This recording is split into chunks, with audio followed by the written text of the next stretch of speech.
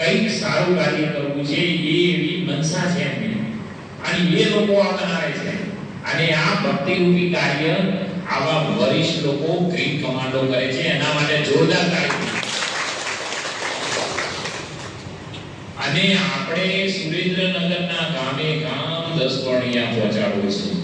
તમારા ફરજિયાત કપાસની અંદર, અને ખાસ કરીને જો શાકભાજી વાવી હોય, કારણ કે શાકભાજીમાં તો આજે ખેડૂતો શું કરે છે, દવા છાંટે છે અને બીજા દિવસે શાકભાજી બજારમાં આવે. આપણે ઝેર ખાઈએ છીએ, શાકભાજી ખાતા નથી. એટલે આપણે આ કાર્ય કરવાનું છે.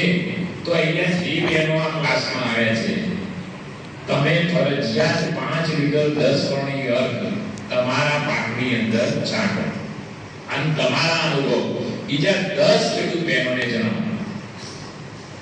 આ કામ એક દીવો હોય તો એનાથી કેટલા દીવા પ્રગટે કે નહીં? કયા દીવાની? આ માણસ એક દીવો છે. ભગવાન આગળ તો કેટલાય દીવા આપણે અત્યારે પ્રગટાવી ચૂક્યા છે, પણ આપણે ખુદ પ્રકાશ સ્વરૂપ છીએ. આપણાથી જ બીજાના સંસારનો અજવાળો કરવાનો, એમ નામ માણસ. બરાબર? આ કાર્ય કરી શકાય કે ના કરી શકાય? તો આપણે આટલું કાર્ય કરીએ. ઝાલાવાડ આપણો કપાસનો કચ્છ છે.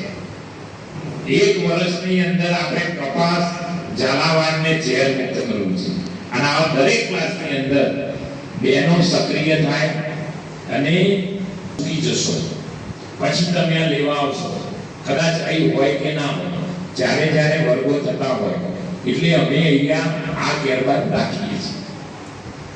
એટલે તમારે લઈ જવા, તમારા ખેતરમાં વાપરવા, અને કોઈકને તમારા જે માનો કે બેનપણી હોય એને આમાંથી 1 લીટર આપવાનું. એમાં 10 પંપ એને. અહીં કેટલા બહેનોએ કપાસ વાવેલો છે ઘરે, ઓગળી ઊંચી કરેલો? તમારા માટે તાળી પાડી દો.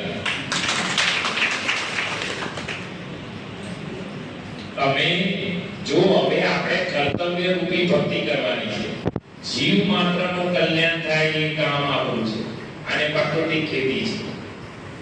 બરાબર?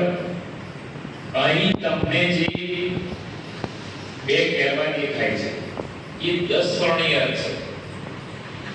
આકડો હોય, ધતુરો હોય, લીમડો હોય, મવડો હોય, વડ હોય, પીપર હોય, આ દરેકની અંદર કંઈક ના કંઈક એવું તત્વ સમાયેલું છે જે આપણા કપાસની ખેતીના પાકને, ખાસ કરીને શાકભાજીમાં કોઈ બહેનોએ શાકભાજી વાવી છે, એમાં તો ફરજિયાત 10 પરણીનો છંટકાવ કરવાનો છે.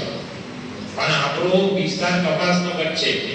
આપણા સુરેન્દ્રનગર જિલ્લાને ઝેર મુક્ત કરવું છે અને તમારા થકી થવાનું છે.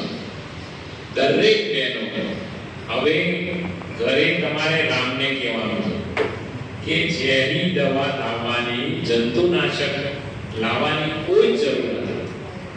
આ તમારે 10 પરણી અર્ક વાપરવાનો છે. આનું પ્રમાણ 15 લીટરના પંપની અંદર શરૂઆતમાં 100 ગ્રામ 100 ml લગાય, પછી વધારતા જઈને 150 ml સુધી વધારી શકાય.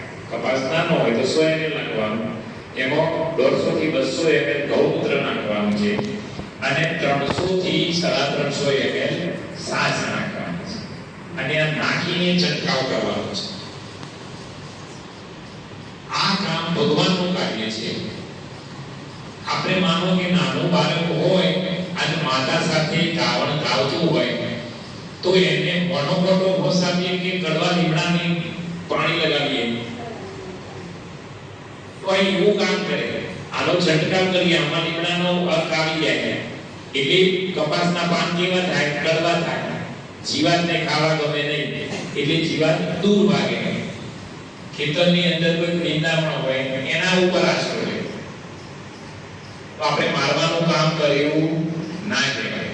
પેલી દવા હોય તો એમાં શું કરે?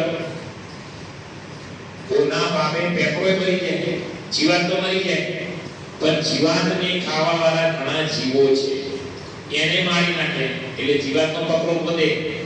અને દરેકમાં આજે માણસ હોય કે પશુ પંખીઓમાં એ ઝેરી દવાઓના અવશેષ આવે છે. એટલે પર્યાવરણ ઝેરી થાય, પાણી ઝેરી થાય, પૃથ્વી ઝેરી થાય. એટલે આજે બધું આપણે કામ કેવું કર્યું છે રાક્ષસ.